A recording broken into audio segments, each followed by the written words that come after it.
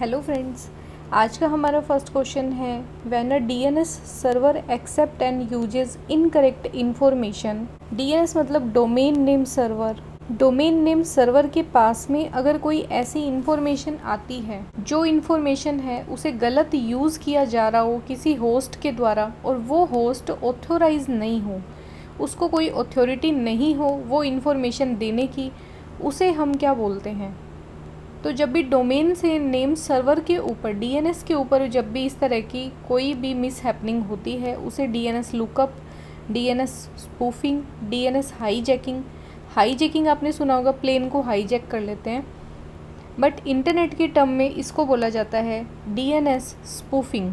यहाँ पे correct answer हो जाएगा ऑप्शन नंबर बी। अगर आप इस चैनल पे नए हैं तो चैनल को सब्सक्राइब ज़रूर कर लें और बेल आइकन को भी प्रेस करें ताकि लेटेस्ट वीडियो की अपडेट आपको टाइम से मिलती रहे। नेक्स्ट क्वेश्चन है the initial configuration of the Q is ABCD। यहाँ पे एकदम क्लियरली बताया है कि ए जो है वो फ्रंट एंड के ऊपर हमने लिखा हुआ है। तो पहले हम एक क्यू बना लेते हैं। क्यू का स्ट्रक्चर आपको पता होगा, क्यू दोनों तरफ से ओपन होती है। एलिमेंट यहाँ से आप इंसर्ट करवाओगे, यहाँ से बाहर निकाल सकते हो। इन्होंने बताया है कि ए को हमने फ्रंट पे रख रखा है, देन बी है, देन सी है, देन डी है। रियर पे क्या हो जाएगा? डी। और फ्रंट पे यहाँ पे गिवन है ए। जब भी डेटा एलिमेंट ऐड करते हैं तब हम रियर वाली साइड पे ऐड करते हैं। डेटा को जब डिलीट करना होता है उस टाइम पे वो फ्रंट वाली साइड से डिलीट किया जाता है।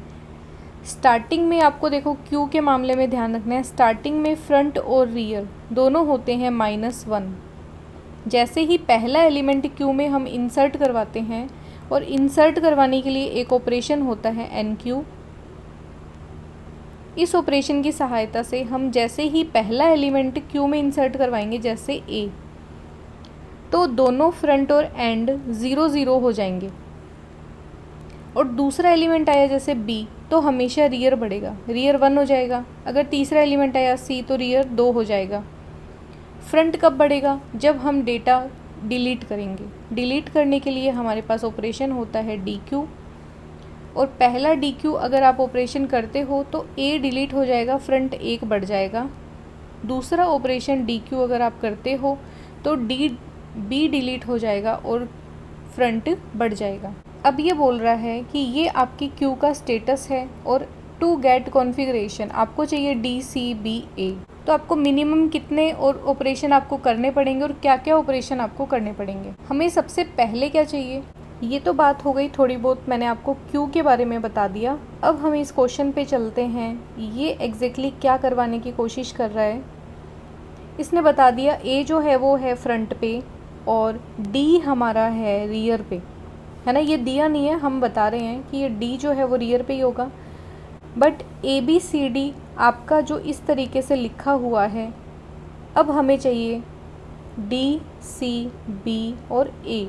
मतलब D को तो आप ले आओ फ्रंट पे और A को आप ले आओ रियर पे। उसे लाने के लिए हमें क्या क्या इक्वेशन या क्या क्या हमें मिनिमम ऑपरेशन करने पड़ेंगे। इस क्यू को हम एक बार यहाँ पे बना लेते हैं। पहला हमें DQ ऑपरेशन करना पड़ेगा। एडिशन और डिलीशन 2 ऑपरेशन यहाँ पे हो रहे हैं, तो मैं एक एडिशन लिख लेती हूँ, एक डिलीशन ऑपरेशन। इन दोनों पे हम ऐड करते जाएंगे जैसे जैसे हमें रिक्वायरमेंट होगी। पहला डिलीशन में करूँगी D का, तो एक डिलीशन हमने कर दिया। देन C को भी डिलीट कर दूँगी, तो ये हो जाएगा 2। फिर B को भी डिलीट कर देंगे, तो ये हो जाएगा 3। तो हमने 3 ऑपरेशन किए डिलीशन के। क्यू कैसे रह जाएगी? A आ जाएगा सबसे आगे और पूरी क्यू हो जाएगी खाली। अब मुझे 3 एडिशन करवाने पड़ेंगे। सबसे पहले मैं एडिशन करवाऊंगी B का, तो जैसे ही NQ करूंगी तो B यहाँ आ जाएगा, एक एडिशन। फिर C इंसर्ट करवाऊंगी तो दूसरा एडिशन, और फिर D को इंसर्ट करवाऊंगी तो तीसरा एडिशन। इसका मतलब अगर आपको DCBA इस तरह की एक पूरी की पूरी क्यू में डेटा चाहिए तो आपको 3 डिलीशन और 3 एडिशन करने पड़ेंगे मिनिमम। ठीक है, करेक्ट आंसर हो जाएगा ऑप्शन नंबर D। हालांकि क्वेश्चन नॉर्मल सा है, घुमा के पूछ लिया इसलिए हमें थोड़ा ये टफ लगेगा। आपको बेसिक अंडरस्टैंडिंग होनी चाहिए क्यू की, कि क्यू का काम कैसे होता है और इसके लिए हमें क्या क्वेश्चन पूछा गया है। लैंग्वेज एग्जामिनर कुछ भी बना सकता है। Question number 3, the delay that occur during the playback of a stream. Streaming आपने करी उसमें डिले होने का क्या रीज़न होता है, उसको बोलते हैं stream delay, jitter, playback delay या फिर इवेंट डिले। तो जब भी आपने किसी वीडियो पे जैसे क्लिक कर दिया, यूट्यूब की वीडियो पे मान लो, तो जो डिले होता है वीडियो लोड होने में या बीच बीच में वो चक्कर जो आपको घूमता हुआ दिखता है, उसे बोला जाता है जिटर। यहाँ पे करेक्ट आंसर हो जाएगा ऑप्शन नंबर 2। नेक्स्ट क्वेश्चन है, which of the following ISO level is more closely related to physical communication facility. अब इसमें ISO नहीं होके होना था OSI। ISO ने एक OSI मॉडल दिया जिसमें ये पूछा गया है ऐसा कौन सा लेवल है जो फिज़िकली कम्युनिकेशन के बहुत ही ज़्यादा नज़दीक होता है। अब फिज़िकल कम्युनिकेशन कौन से होते हैं, जैसे वायर्स, जैसे मोडेम,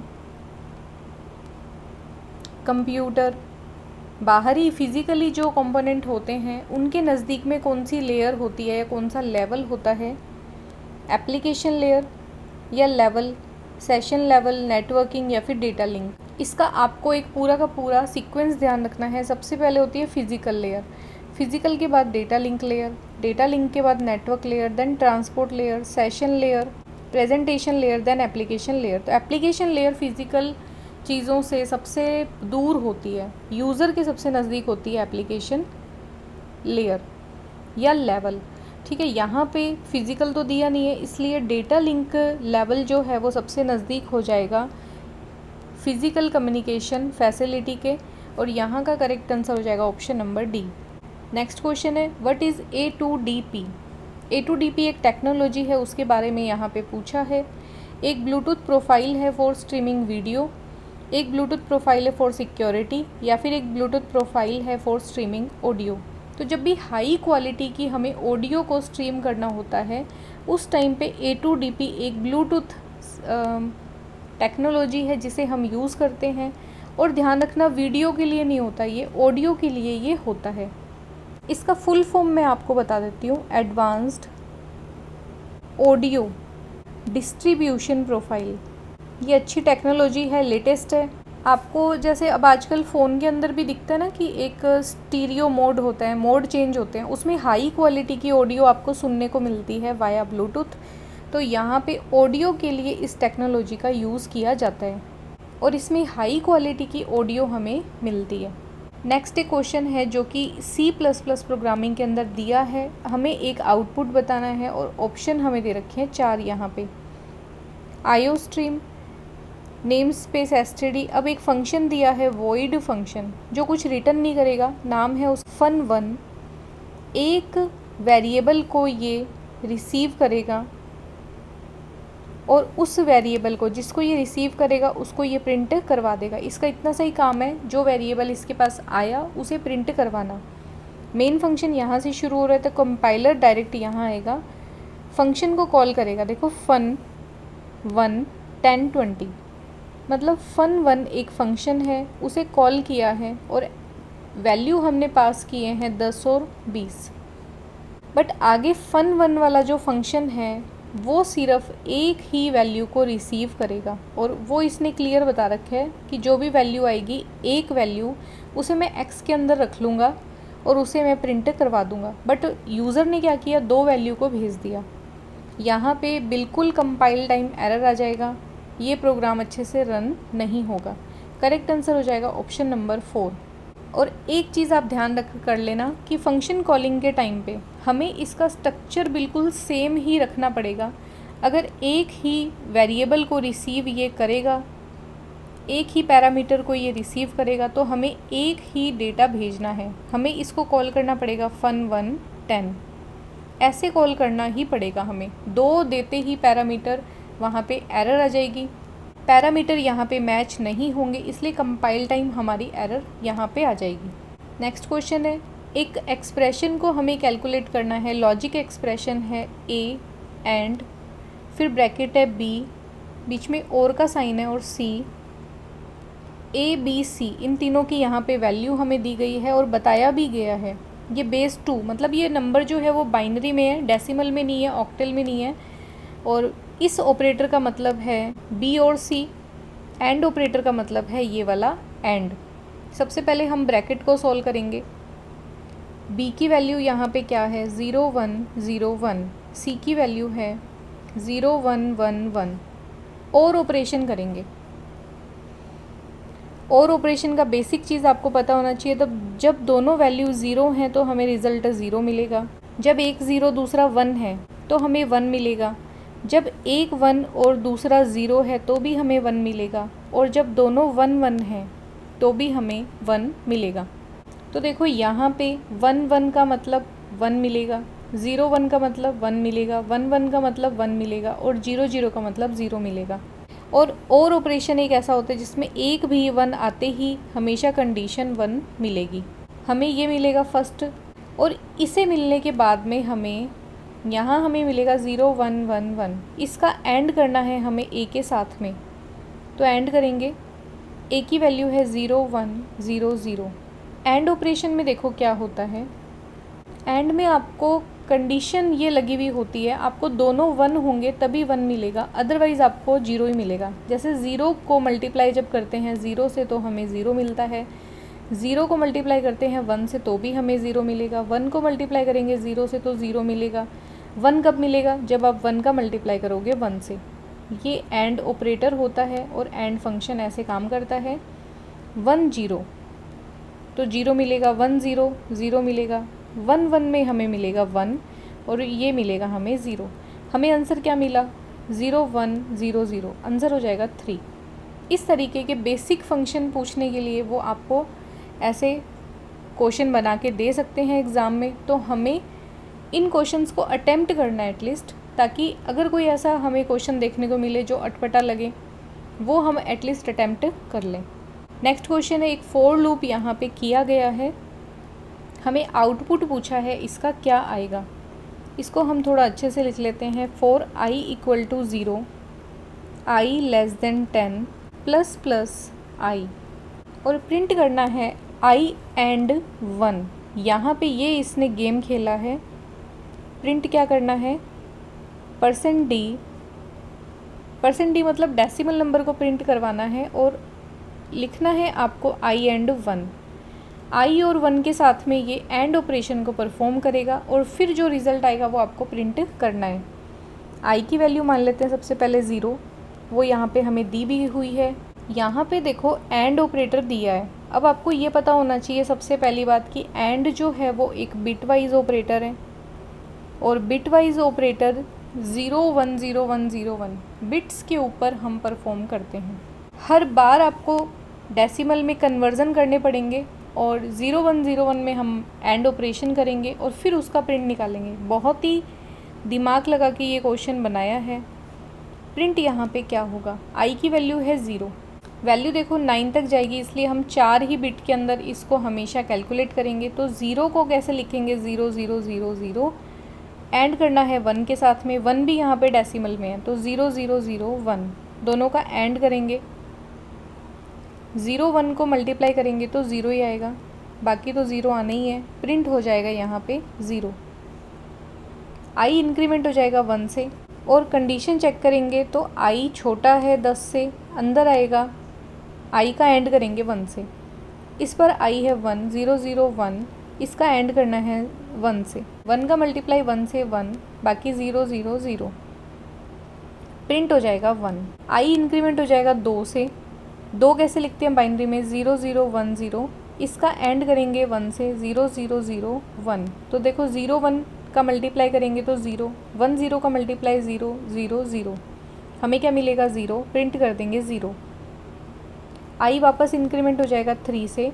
3 को कैसे लिखते हैं? 0 0 1 1, इसका एंड करेंगे 1 से, 0 0 0 1, 1 1 मल्टीप्लाई करेंगे 1, बाकी आ जाएंगे 0।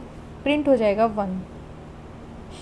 इंक्रीमेंट हो जाएगा 1, फिर से 4 हो जाएगा। 4 को बाइनरी में लिखते हैं 1 0 0 1 0 0, इसका एंड करेंगे 1 से, हमें वापस से मिलेगा 0 0। प्रिंट कर देंगे।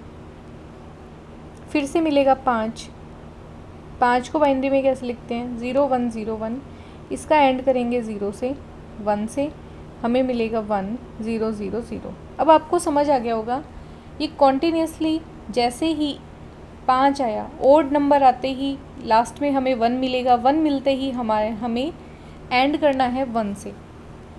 तो जब भी एंड करेंगे 1 से हमें लास्ट में 1 चाहिए और इवन नंबर में लास्ट में 0 मिलता है, इसलिए 0 1 0 1 0 1 हमेशा आपको लास्ट तक ऐसा ही कॉम्बिनेशन मिलेगा। और ये कॉम्बिनेशन हमें 3rd नंबर ऑप्शन में दिख रहा है। यहाँ पे करेक्ट आंसर हो जाएगा ऑप्शन नंबर 3।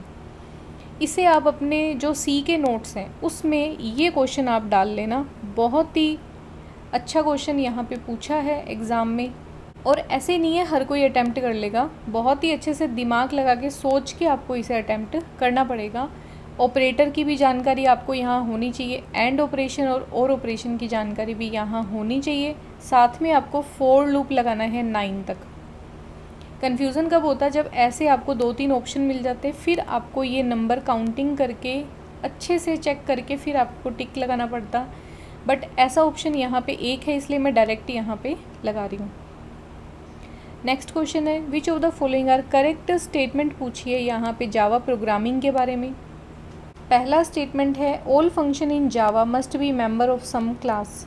तो ये तो बाय डिफ़ॉल्ट है कि जावा के अंदर आप क्लास से बाहर कुछ भी नहीं लिख सकते, ना कोई फंक्शन लिख सकते हो, ना कोई ग्लोबल वेरिएबल डिक्लेयर कर सकते हो, ना कोई वेरिएबल लिख सकते हो। आपको जो भी लिखना है आपके ऊपर रेस्ट्रिक्शन है, आप क्लास के अंदर ही लिखोगे। और इतना भी है कि मेन फंक्शन को भी हम जावा में क्लास के अंदर ही लिखते हैं। दूसरा स्टेटमेंट है member function are called methods in Java. तो ये भी बेसिक अंडरस्टैंडिंग है कि मेंबर फंक्शन जो भी होंगे उन्हें हम मेथड भी बोलते हैं। दोनों ही स्टेटमेंट यहाँ पे बिल्कुल सही हैं। ऑप्शन हो जाएगा बी करेक्ट। आज का हमारा लास्ट क्वेश्चन है which of the following is not an example of unguided transmission media. तो ट्रांसमिशन मीडिया 2 तरह के होते हैं, एक होता है गाइडेड और एक होता है अनगाइडेड। अनगाइडेड का मतलब एक कंप्यूटर या फ़ोन में से आपने कोई मैसेज भेजा तो उसकी कोई डायरेक्शन फिक्स नहीं है, वो कहाँ से कौन सी डायरेक्शन में जाएगा। फॉर एग्ज़ाम्पल आपका फ़ोन ले लो और टावर से वायरलेस तरीके से जब भी हम डेटा को भेजते हैं तो वो किस रास्ते से जाएगा, कौन सी फ्रीक्वेंसी पे जाएगा, आपको कुछ नहीं पता। आपने सेंड पे क्लिक किया और वो मैसेज आपका सेंड हो गया। बट गाइडेड में क्या होता है, जब भी हम वायर का कनेक्शन करेंगे तब हमें पता है हमारे घर के पास में जो खंबा लगा हुआ है वो वायर उस खंबे तक जा रही है और उस खंबे से आगे आगे जाके वो ट्रांसमीटर में जा रही है। और इस तरीके से जो ट्रांसमिशन है उसका रास्ता हमें पता है कि ऐसे जो है वो पूरा ट्रांसमिशन किया जा रहा है। वायर से किया गया कनेक्शन और उसमें भेजा गया डेटा होता है गाइडेड। यहाँ पे पूछा कौन सा एक एग्जाम्पल नहीं है अनगाइडेड का, तो अनगाइडेड कौन से हैं, जितनी भी वायरलेस टेक्नोलॉजी है वो सारी अनगाइडेड है। माइक्रोवेव ट्रांसमिशन बिल्कुल वायरलेस है, अनगाइडेड है, इसका कोई डायरेक्शन फिक्स नहीं है। लाइट ट्रांसमिशन, आप लाइट के थ्रू ट्रांसमिशन कर रहे हो, जैसे एसी का रिमोट, टीवी का रिमोट। और लाइट ट्रांसमिशन जो होते हैं वो अब लेटेस्ट टेक्नोलॉजी है कि वायरलेस में भी आप माइक्रोवेव को यूज़ नहीं करके आप लाइट का यूज़ करोगे, है ना। अभी रेगुलर यूज़ में हम इनको यूज़ नहीं कर रहे, बट आने वाले टाइम में हम इनको यूज़ भी करेंगे। लाइट भी होती है, लाइट के अंदर भी ट्रांसमिशन किया जाता है वायरलेस। रेडियो ट्रांसमिशन भी होते हैं वायरलेस। यहाँ पे अनगाइडेड का कौन सा एक एग्जाम्पल नहीं है, कोएक्सियल केबल, क्योंकि केबल के माध्यम से अगर आपने कोई डेटा भेज दिया तो वो बाय डिफ़ॉल्ट ही हो गया गाइडेड।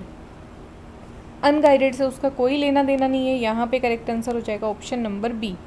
क्वेश्चंस आपको कैसे लगे मुझे ज़रूर बताएं। अगर चैनल पे नए हैं तो चैनल को सब्सक्राइब कर लें और बेल आइकन को भी प्रेस कर लें ताकि लेटेस्ट वीडियो की अपडेट आपको टाइम से मिलती रहे। मिलते हैं नेक्स्ट वीडियो में। Thanks for watching.